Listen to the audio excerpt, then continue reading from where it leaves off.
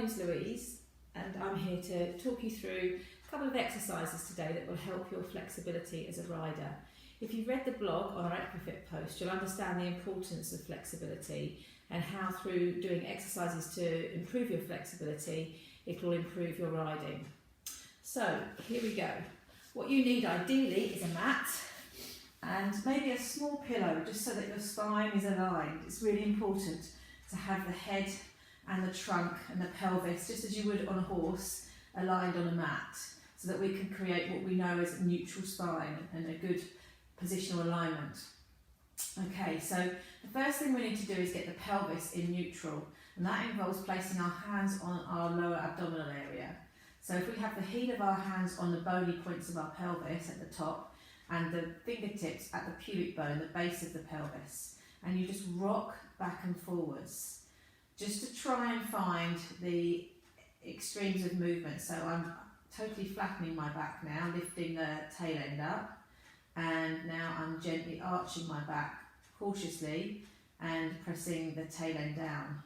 And as you find when I do that, I create an increased curve here. Now the natural curve would be about halfway, so you flatten and arch and then come to the midpoint where you can just about fit your hand underneath your spine, and the heel of your hand and your fingertips are roughly level with the floor, so they're parallel to the floor.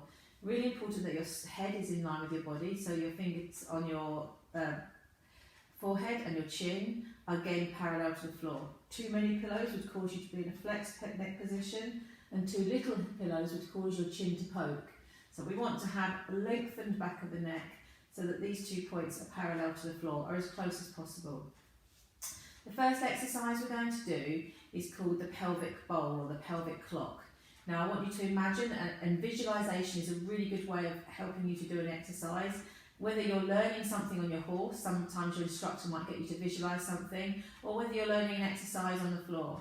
So imagine you've got a clock face on your pelvis. 12 o'clock is your belly button, 6 o'clock is your pubic bone, 3 o'clock and 9 o'clock are each sides of the pelvis where those bony prominences are.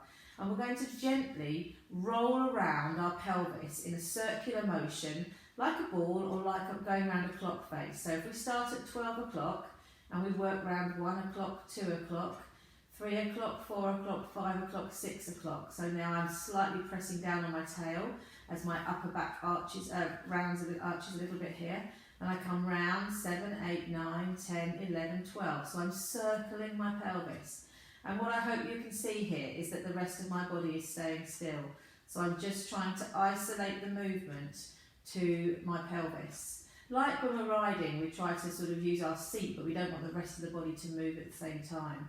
And then we're going to go in the other way, so the anti-clockwise direction. So gently rolling round, so some parts of your pelvis will lift off the floor as you do this exercise, and other parts will be pressing into the floor as you circle round. And then you can come back to the middle and hopefully find your neutral spine again. So that's the first exercise, and the idea of this exercise is that it can really help with your seat. It'll help make your pelvis, your lumbar spine, your low back and your hips more flexible, so that you can absorb the movement of your horse, whether you're cantering, whether you're doing sitting trot, whether you're doing more advanced moves in dressage, or whether you're just riding and you feel like sometimes you're stiff, and when you're going on a long hack your back tends to stiffen up. So hopefully this exercise will help you. Thank you.